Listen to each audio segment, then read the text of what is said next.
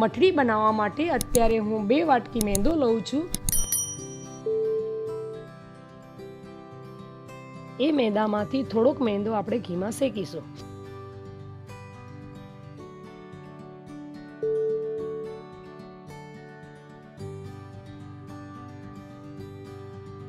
અને ધીમી આંચ ઉપર શેકવાનો છે અને ધીમે ધીમે હલાવતા જ રહેવાનું। બદામી રંગનો શેકાઈ જાય ત્યાં સુધી આપણે એને શેકીશું।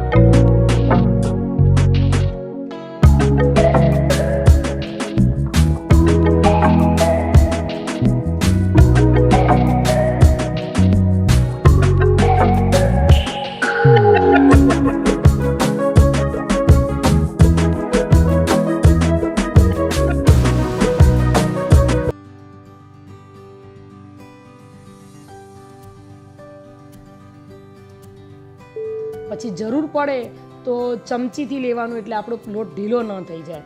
અને ભાખરી કરતાં સેજ કઠણ લોટ રાખવાનો અને લોટ મસળતા જવાનું ને બાંધતા જવાનું।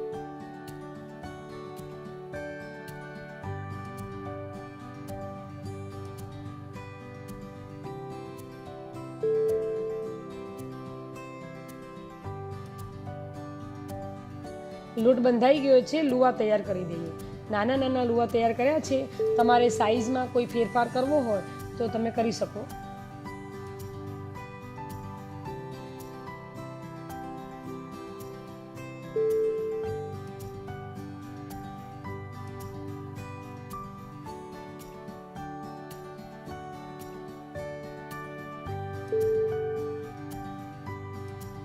લુવાને ખૂબ મસળવાના। 2 હથેળી વચ્ચે ગોળ ગોળ કરી અને દાબી અને મસળવાના અને હથેળીના જે ખૂણાવાળા ભાગથી એને દબાવવાના છે।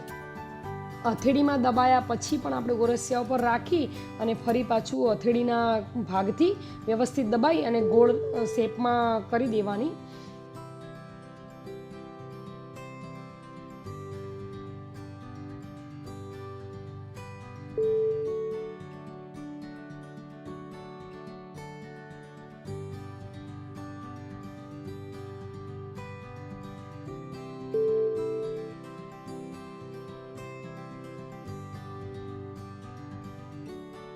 બધી મઠડી આપણે તૈયાર થઈ ગઈ છે।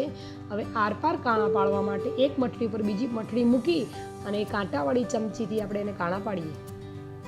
કાણા પાડવાનું કારણ એ છે કે આપણી મઠડી અંદરથી વ્યવસ્થિત તળાઈ જાય।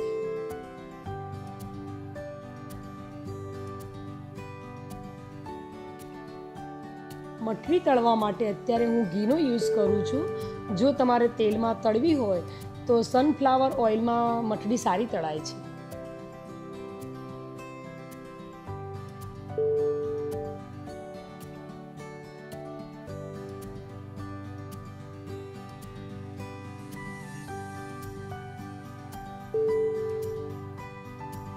શરૂઆતમાં મઠડી આપણે ધીમા ગેસે તળવાની છે, પછી જરૂર જણાય તો મીડિયમ ગેસ રાખવાનો અને મઠડી ધીમે ધીમે જ તળવાની છે અને ભાગી ના જાય એ ખાસ ધ્યાન રાખવાનું।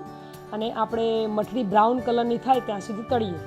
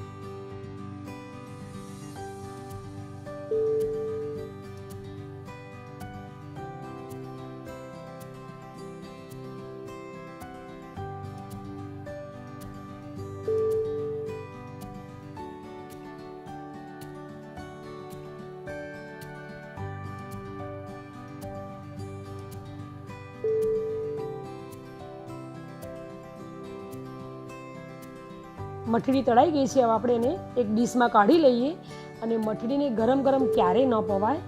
મઠડીને 1 થી 1.5 કલાક સુધી ઠંડી પાડવા દેવાની. એ આપણી મઠડી ઠંડી પડી જાય પછી આપણે એને ચાસણીમાં પાઈશું.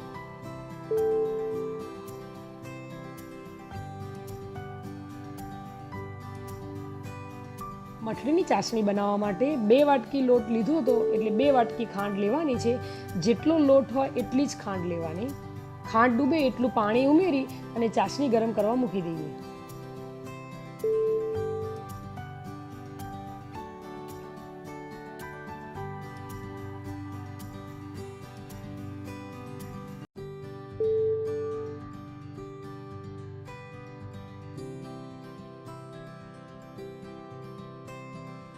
ચાસણી ગરમ થઈ જાય, 2-3 ઉભરા આવી જાય એટલે થોડુંક દૂધ ઉમેરવાનું. એનાથી જે ખાંડનો મેલ છે એ બધો દૂર થઈ જશે.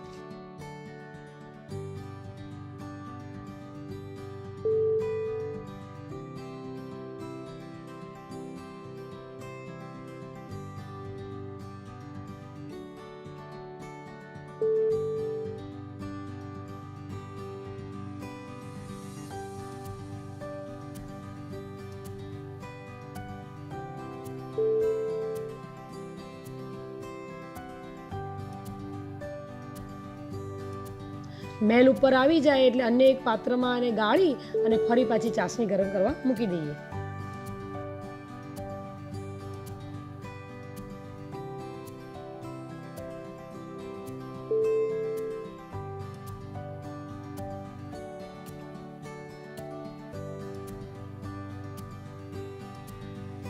ચાસણી એકદમ ઘટ કરવાની છે. ચાસણી જોવા માટે 1 વાટકીમાં પાણી લેવાનું અને એમાં 1 ટપકું પાડવાનું. ટપકું હલે નહીં એટલે આપણી ચાસણી તૈયાર. અને જો બીજી રીતે જોવી હોય તો ચાસણી અંગૂઠા અને આંગળી વચ્ચે આમ તાર કરવાનો, એકદમ જાડો તાર થશે તો આપણી ચાસણી તૈયાર થઈ ગઈ. ચાસણી તૈયાર થઈ જાય એટલે થોડીક વાર માટે એને ઠંડી પાડી દેવાની. પછી એને એકદમ ચમચીથી ઘૂંટવાની. જેટલી ઘૂંટશો એટલી ચાસણી વ્હાઈટ થશે અને આપણી મઠડી પણ સરસ થશે.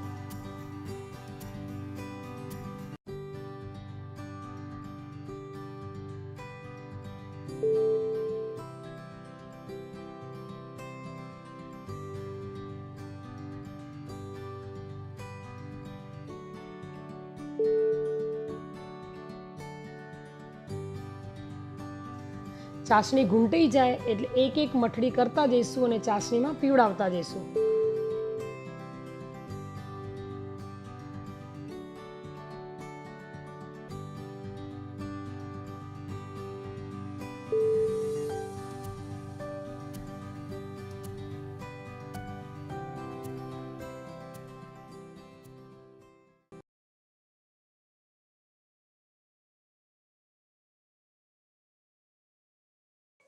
મઠડી ચાસણી પીવે ત્યાં સુધી એક થાળીમાં રેશમી કટકો લઈ અને પાથરી દેવાનો.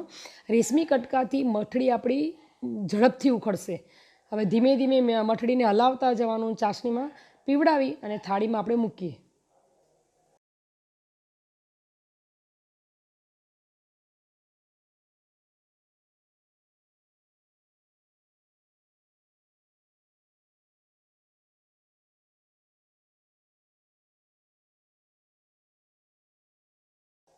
ડેકોરેશન માટે બદામ, પિસ્તાની કતરણ અને ઇલાયચી પાવડરનો ઉપયોગ કરાય. અત્યારે હું બદામની કતરણ અને ઇલાયચી પાવડરનો ઉપયોગ કરું છું.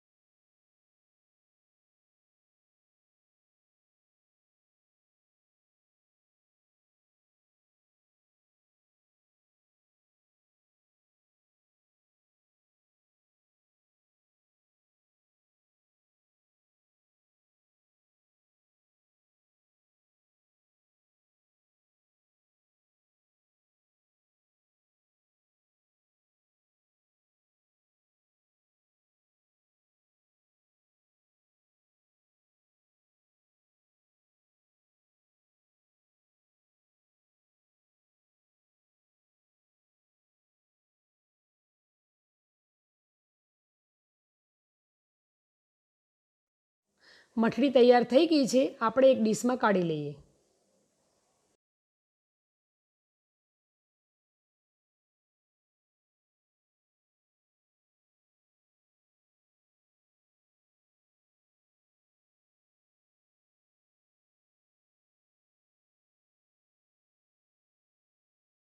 મઠડી સરસ તૈયાર થઈ ગઈ છે.